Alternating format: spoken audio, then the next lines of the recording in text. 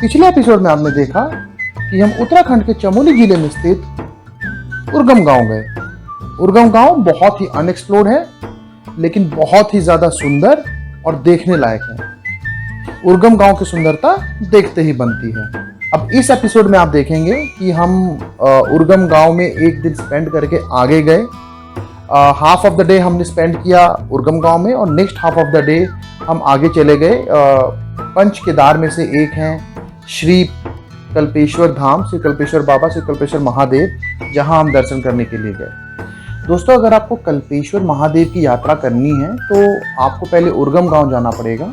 उर्गम गांव से लगभग 3 किलोमीटर आगे कल्पेश्वर महादेव का मंदिर आपको साफ दिख जाएगा।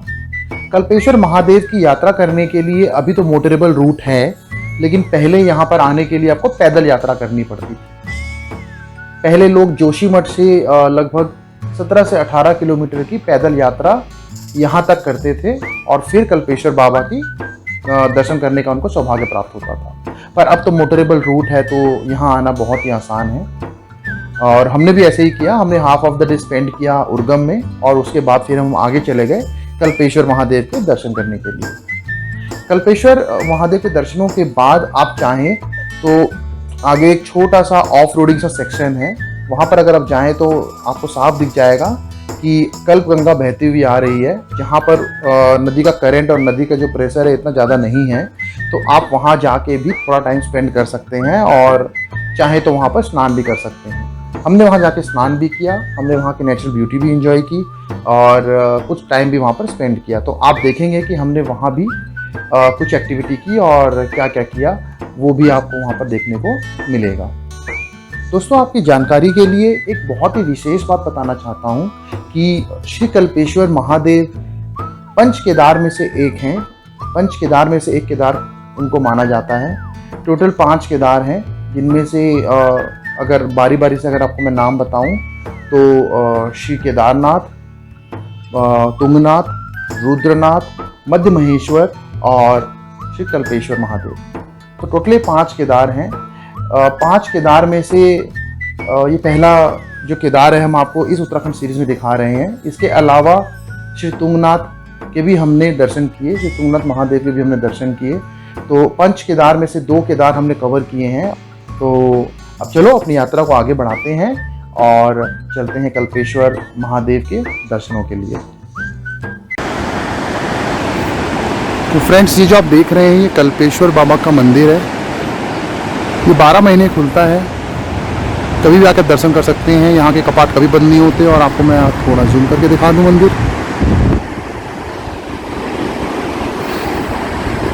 ठीक नीचे कल्पगंगा बह रही है। यहाँ आने के लिए ज़्यादा ट्रैक नहीं करना पड़ता, इनफैक्ट ना के बराबर ट्रैक बोलना ही नहीं चाहिए, क्योंकि यहाँ पहुँचते हैं मंदिर पहुँच जाते हैं।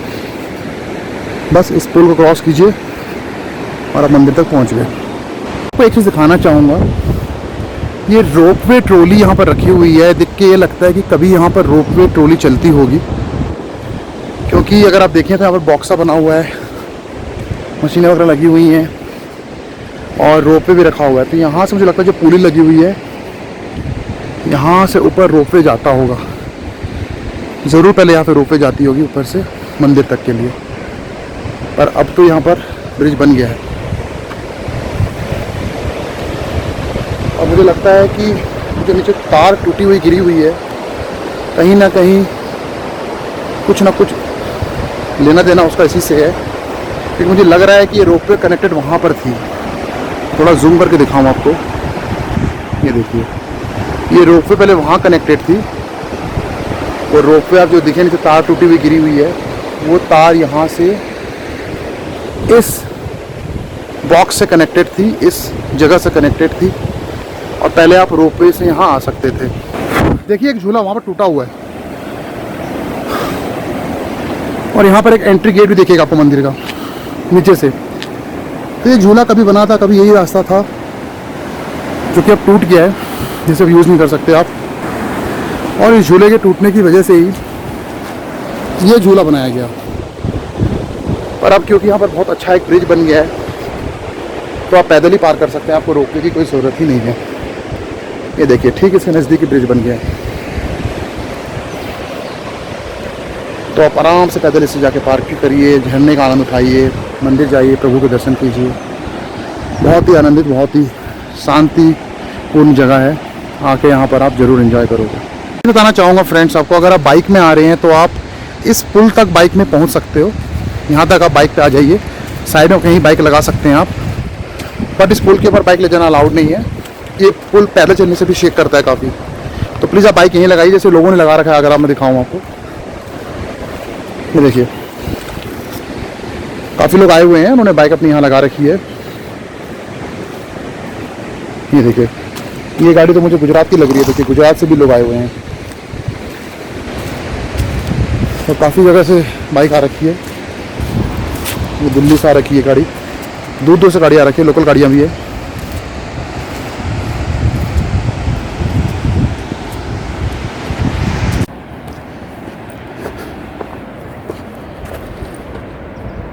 ये झूला के ऊपर में थोड़ा बहुत बताया गया है। इस कार्य का नाम इन्होंने रखा है कि हेलंग उर्गम कल्पेश्वर पैदल झूला पुल। चलिए अब मंदिर की तरफ चलते हैं। अब ये जो झूला बना हुआ है उर्गम झूला, इस झूले की तरफ हम बढ़ रहे हैं आगे। इस जगह की जो खासियत मुझे लगी, खूबसूरती लगी, तो यहाँ का अपना एक हिस्ट्री है, हिस्टोरिकल बैकग्राउंड है इस जगह के बारे में। महाभारत से भी जुड़ा हुआ है यहाँ का हिस्ट्री। प्लस अगर आप देखें तो झरना भी है यहाँ पर। पुल के ऊपर से भी काफ़ी अच्छा और काफ़ी प्यारा व्यू आ रहा है। आपको थोड़ा व्यू दिखाऊँ मैं ऊपर से।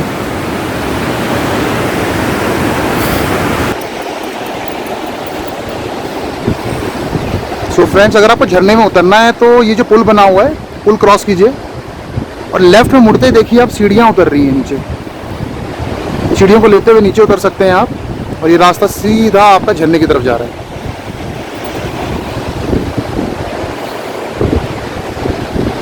बहुत ही सिंपल है। यहाँ पर आराम से आप बैठ के 1 घंटा 2 घंटा आराम से स्पेंड कर सकते हो। चलिए अब आगे चलते हैं मंदिर की तरफ। बहुत ही पीसफुल जगह है, शांतिपूर्वक एरिया है। सच अ ब्यूटीफुल प्लेस। ऊपर से पुल बहुत सुंदर लग रहा है।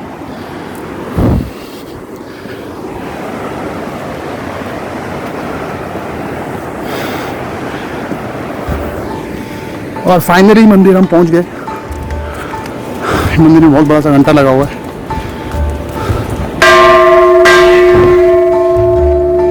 ऊपर से व्यू आपको दिखाऊं कैसा दिख रहा है।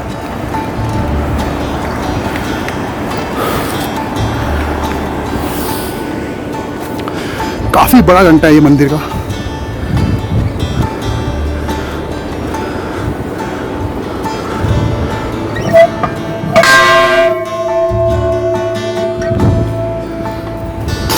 फाइनली मंदिर पहुंच गए।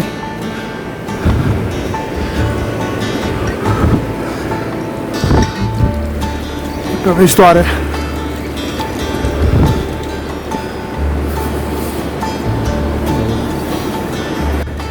ये मंदिर की तरफ जैसे ही हम लोग एंटर किए तो हमें स्वामी जी मिले यहाँ पर। इनसे जानने की कोशिश करेंगे मंदिर के इतिहास के बारे में और थोड़ा सा मंदिर के बारे में। तो स्वामी जी थोड़ा सा हमारे दर्शकों को इस मंदिर के बारे में थोड़ा बता देंगे प्लीज। अच्छा, ये जो मंदिर है ये पांडव के समय का बना हुआ है। पांडव के समय बना हुआ है ये मंदिर जो है। कल्पनाथ नाम उसका। कल्पनाथ जो है कल्पना करेगा जो उसका मनोकामना पूरा हो जाता है। तो ये कल्प का है, सत्ययुग से भी पहले का है। कितने समय का कोई पता नहीं है इसका मंदिर का। पहले जो पांडव लोग आए थे तब ये मंदिर बंद था।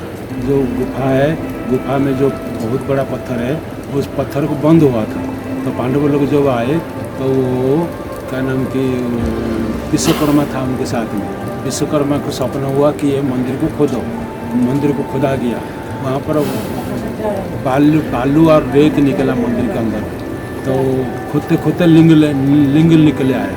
लिंग निकले आने के बाद में तो पांडव लोगों ने उसको बंद करके थोड़ा सा लिंग जो है ना ये गंगा जी तक टच है। गंगा जी तक टच है लिंग। तो लिंग का वो आकार जो है 125 फीट है नीचे और इतने इसे छोड़ करके पांडव लोग को पूजा करके चले गए। उसके बाद में शंकराचार्य आए, उनके नाम कल्पनाथ रखे और उसके बाद पूजा करके चले गए शंकराचार्य महाराज। तो उसके बाद में सब यात्री पूजा करने लग गए। तो यहाँ से अभी हमको गुफा के अंदर जाना होगा, मंदिर गुफा के अंदर है? हाँ जी। अच्छा। पुजारी है ठीक है, पूजा करवाएगा। भगवान कल्पेश्वर महादेव, श्री भगवान कल्पेश्वर महादेव जी की मूर्ति। इतने अच्छे दर्शन आपको सिर्फ अभी मिल पा रहे हैं क्योंकि अभी भीड़ कम है, नहीं तो बाहर से दर्शन करने पड़ेंगे आपको। पंडित जी थोड़ा सा बताएंगे यहाँ पर मंदिर के बारे में, जैसे बाहर हमने पूछा थोड़ा आप बताएं। हाँ, यहाँ पर जो है भगवान कल्पेश्वर का जो है जटा है। पंच केदारी में 5वां स्थान भगवान कल्पेश्वर का।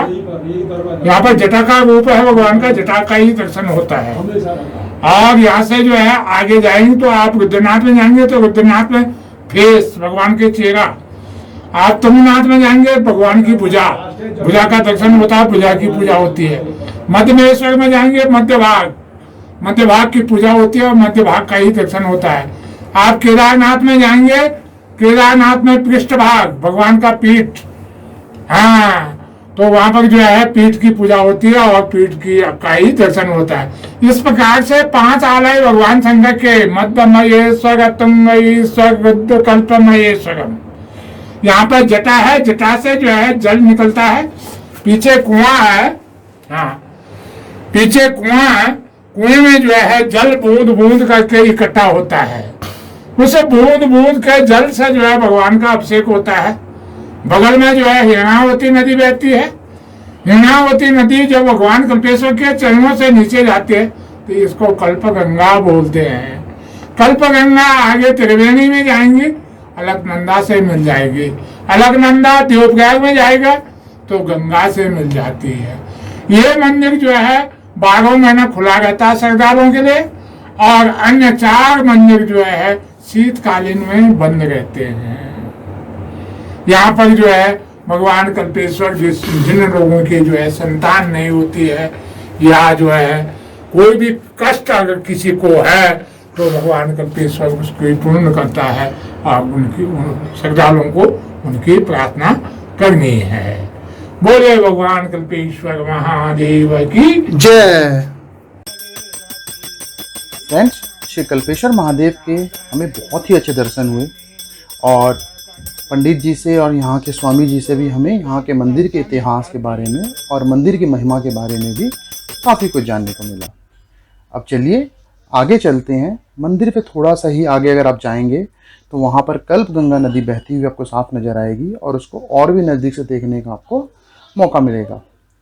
प्लस आप वहाँ जाकर काफ़ी कुछ एक्टिविटी कर सकते हैं। वैसे तो कोई एक्टिविटी वहाँ पर डिफाइन नहीं है, हमने सेल्फ एक्सप्लोर किया वहाँ पर हम गए, हमने नदी में पैर रख के थोड़ी देर बैठे और वहाँ पर हमने स्नान भी किया। तो चलिए चलकर देखते हैं कि वहाँ पर नज़दीक से कल्पगंगा नदी कैसी लगती है।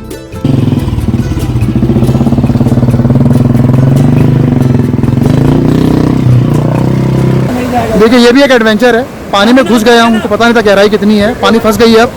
अब यहाँ पर लोग जा रहे हैं गाड़ी निकालने के लिए यार, बर्फीला पानी है और पानी एकदम बर्फीला है। देखें क्या होता है, गाड़ी निकलती है नहीं निकलती है। ये बहुत ही ज्यादा एक्साइटिंग होने वाला है। आप देखिए यहाँ पर कुछ और भी दिख रहा है। और गाड़ी फाइनली पीछे ले आए।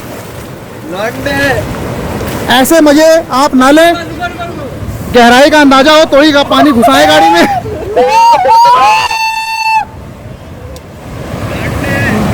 अब मैं आपसे पूछना चाहूंगा, अंदर पानी का एहसास कैसा था? बहुत ठंडा था। अब कैसा लग रहा है? पैर जमे हुए लग रहे हैं। यहाँ ध्यान से आप पैर रखें क्योंकि बहुत स्लिपरी है, पैर फिसल सकता है। एक में गलत पैर पड़ा पानी में।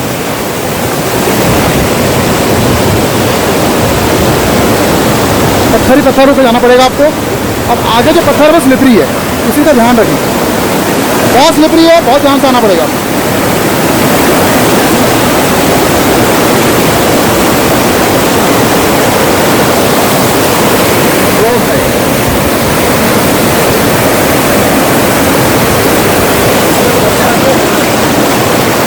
पानी देखिए क्रिस्टल क्लियर पानी है।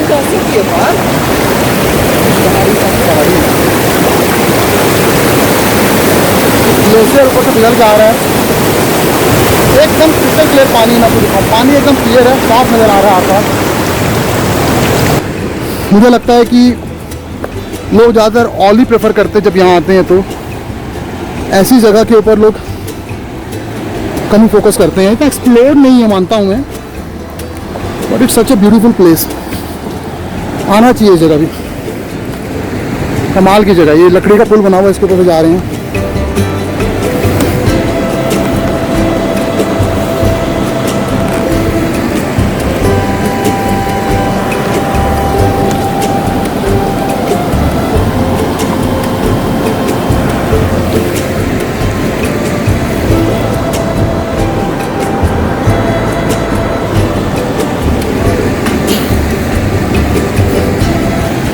चट्टान से जैसे इन्होंने बांधा हुआ है, अभी देखेंगे लोहे की जाल लगी हुई है।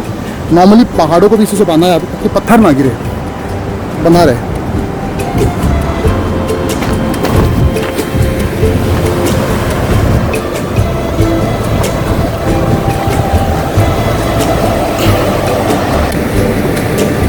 मैंने अभी अभी यहाँ पर पानी से अपना फेस धोया, और बता दूं आपको पानी बहुत ज़्यादा ठंडा है, चिल्ड वाटर एकदम। अब इस जगह का अप्रिशिएट अगर आपको करना है ना, तो मुझे लगता है सबसे बढ़िया तरीका ये है कि जूते खोलिए, चट्टान पे बैठिए और पानी में पैर, बेस्ट तरीका एंजॉय करने का।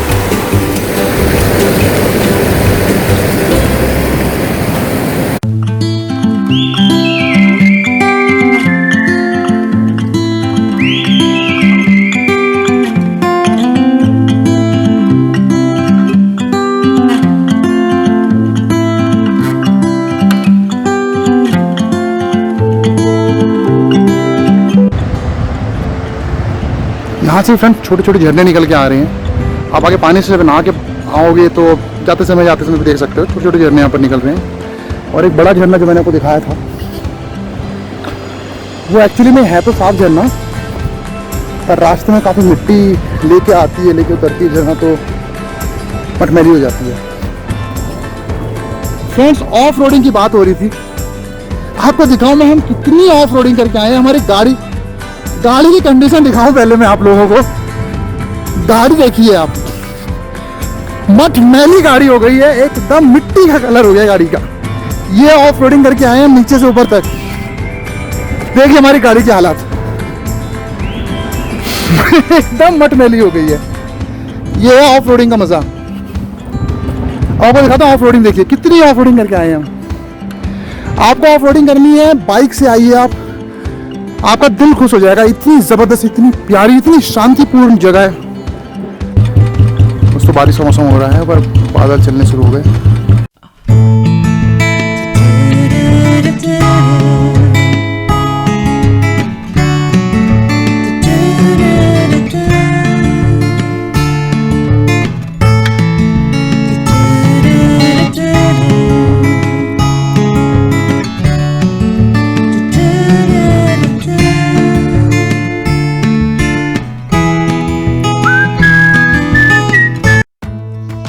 फ्रेंड्स, हमने वैसे तो ऐसा कोई अनुमान नहीं लगाया था कि उर्गम पहुंचने के बाद हमको बारिश देखने को मिलेगी या बादल देखने को मिलेंगे, क्योंकि अप्रैल मंथ में नॉर्मली इतनी बारिश नहीं होती है। बट लकीली हमको वहाँ पर बहुत ही अच्छा मौसम देखने को मिला, और घने बादल थे, और घने बादलों की वजह से वहाँ पर अच्छी बारिश भी हुई। तो हमने कुछ देर वहाँ पर बारिश में भी इंजॉय किया, और बारिश रुकने के बाद फिर हमने अपनी यात्रा आगे बढ़ाई। वापसी के समय ऐसा सिचुएशन हुआ कि बारिश बहुत तेज हो गई थी, तो हमको जगह जगह रुकना भी पड़ा। तो ये भी एक अच्छा एडवेंचरस रहा ट्रिप, क्योंकि जब आप बाइक में जा रहे होते हो और खास करके पहाड़ों में या हिल्स में ड्राइव कर रहे हो, तो it's not safe when you are driving on bike और बहुत ज़्यादा बारिश हो रही हो, तो स्किप करने का डर होता है, आपकी बाइक फिसल सकती है। तो हमने बहुत सेफली ड्राइव किया, और बारिश के रुकने के बाद हम लोग आराम से चलाए, और मौसम का और वादियों का पूरा भरपूर आनंद उठाने के बाद और उठाते हुए भी हम आगे अपनी यात्रा को आगे बढ़ाए, और फाइनली हम सेफली अपने अपने घरों को पहुंच पाए।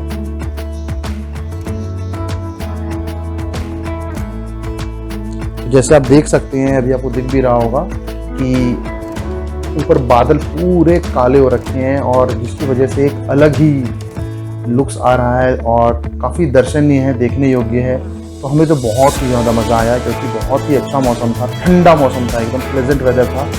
मतलब ऐसा भी नहीं कि आपको ठंड लग रही हो या अनबेरेबल हो, ऐसा कुछ नहीं था। तो काफ़ी इन्जॉय किया और मौसम वादियों का आप आनंद लीजिए।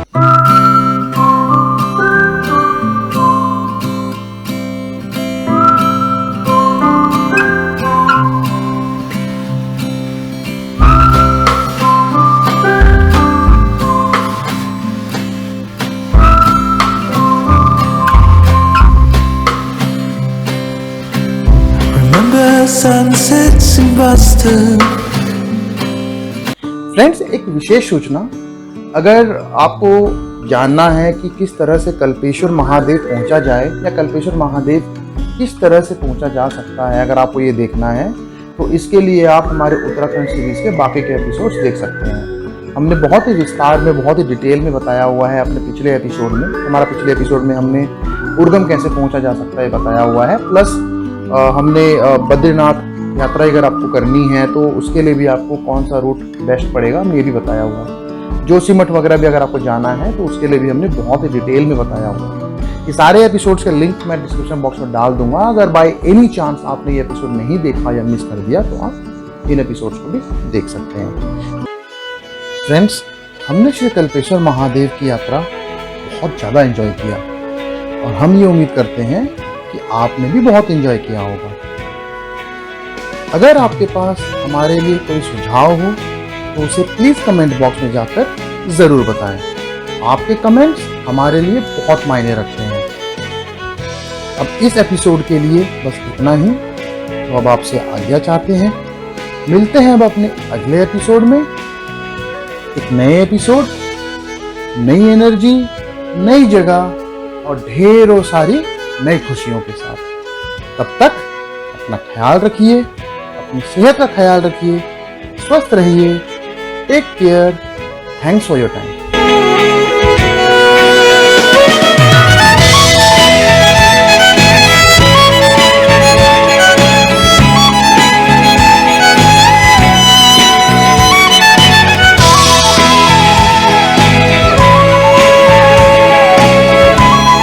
नमस्ते आंटी जी।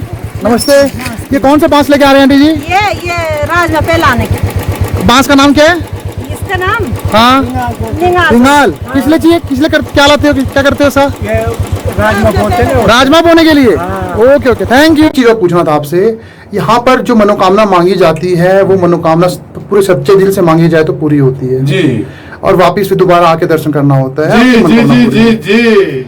बहुत बहुत धन्यवाद पंडित जी, धन्यवाद, इतना कुछ धन्यवाद। बताने के लिए हमारे दर्शकों को।